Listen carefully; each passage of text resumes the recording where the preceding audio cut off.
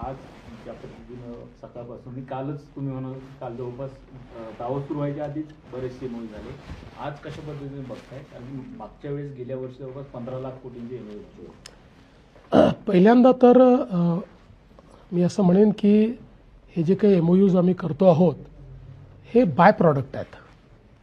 आमचं मुख्य उद्देश या ठिकाणी महाराष्ट्राचा स्ट्रॉंग प्रेझेन्स फील करवणं आणि विशेषतः नॉलेज, टेक्नॉलॉजी आणि FDI हे आपल्या देशामध्ये आणि विशेषतः महाराष्ट्रामध्ये नेणं हा याच्या पाठीमागचा मुख्य उद्देश आहे.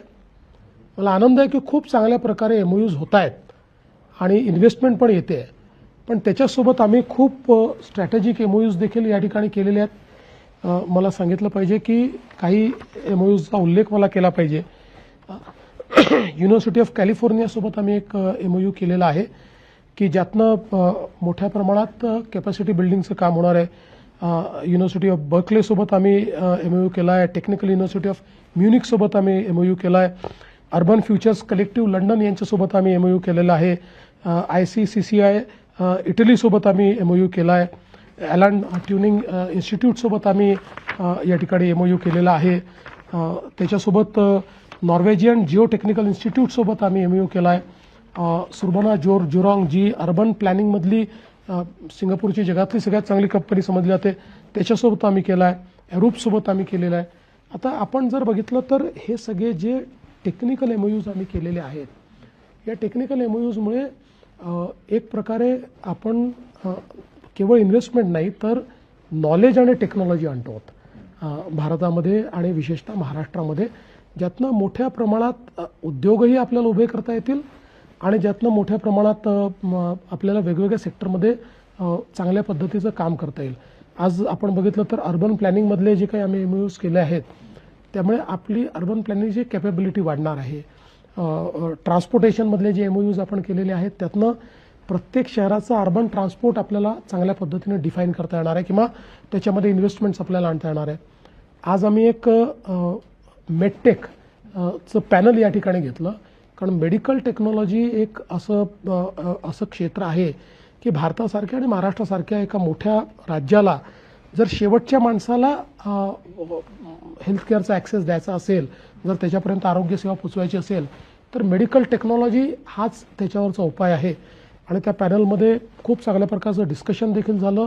पुढचा रोडमॅप देखील ठरवला. त्यामध्ये आम्हाला त्यांनी ऑफर्स देखील दिल्या आणि पुढच्या काळामध्ये मेडटेकमध्ये आमचा प्रयत्न असा असणार आहे की आपल्याला मोठ्या प्रमाणात स्टार्टअप इकोसिस्टीम ही मेडटेकमध्ये तयार करायची आहे. तर त्या संदर्भात जी जगातली सगळ्यात चांगली मेडटेक स्टार्टअप इकोसिस्टीम आहे त्यांच्यासोबत आपण करार केलेला आहे की त्यातनं अशा पद्धतीनं आपण हे या ठिकाणी करू शकणार आहोत. सर, रायगड आणि पुणे या भागामध्ये मोठे प्रकल्प आणण्याचा जो विचार आहे तर ते कशा स्वरूपाचे असतील आणि ती आपण कशी डेव्हलप करू? आणि असं आहे की एक पहिल्यांदाच आपण रायगड पेण ग्रोथ सेंटर आता आज ते लॉन्च केलेलं आहे. रायगड पेण ग्रोथ सेंटर हे आपल्या नवी मुंबई एअरपोर्टपासनं 15 ते 20 किलोमीटरच्या अंतरावर आहे.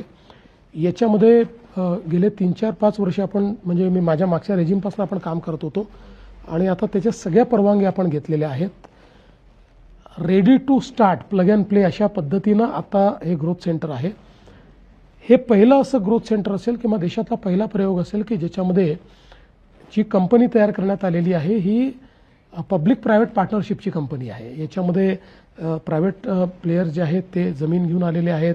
आपण MMRDA त्याची प्लॅनिंग अथॉरिटी आहे, आपणही त्याच्यामध्ये स्टेक होल्डर आहोत. आणि आता या ठिकाणी एक मुंबईचा नवीन बिझनेस डिस्ट्रिक्ट आपण तयार करतो आहोत ज्यातनं खूप मोठ्या प्रमाणात हायपेड जॉब्स तयार होतील. तिथे GCC ची एक इकोसिस्टीम तयार होईल, फिनटेकची इकोसिस्टीम तयार होईल. आणि जसं आपण BKC एक बिझनेस डिस्ट्रिक्ट तयार केला तसा बिझनेस डिस्ट्रिक्ट असेल. आणि आज याच्यामध्ये खूप चांगल्या पद्धतीने आज इन्व्हेस्टर्सही आले. आज आपण लॉन्च केलं आणि लॉन्चच्या वेळी जे काही आपले करार त्याच्यामध्ये झालेले आहेत त्यामध्ये रिपब्लिक ऑफ कोरियाचा हवाना ग्रुप आहे, SSB स्वित्झर्लंडचा ग्रुप आहे, एन्सार USAचा ग्रुप आहे, फेडेक्स जो USचा एक अतिशय मोठा ग्रुप आहे, रिव्हर रिसायकल फिनलंडचा ग्रुप आहे, MGSA हा दुबईचा ग्रुप आहे, स्पेसेस होल्डिंग सिंगापूरचा आहे, मेपल ट्री सिंगापूर आहे, ट्रिबेका डेव्हलपर्स US आहे, GNV इन्फ्रास्ट्रक्चर सिंगापूर आहे, इंडोस्पेस पार्क सिंगापूर आहे. असं आजच जवळपास 1 लाख कोटी रुपयाच्या इन्व्हेस्टमेंट्स या सगळ्या वेगवेगळ्या कंपन्यांनी त्या ठिकाणी करण्याचा आज MOU केलेला आहे. हा सगळा FDI आहे आणि यातनं खूप चांगल्या पद्धतीनं एक नवीन शहर तयार होईल, ज्याच्यामध्ये अतिशय चांगल्या पद्धतीचे हायपेड जॉब्स तयार होतील आणि याचं सगळं प्लॅनिंग करताना वॉक टू वर्कचं प्लॅनिंग आपण त्या ठिकाणी तयार केलेलं आहे. त्यामुळे मला असं वाटतं की जी आपण तिसरी मुंबई तयार करतोय त्या तिसऱ्या मुंबईतलं पहिलं शहर हे आपलं लॉन्च झालं आहे.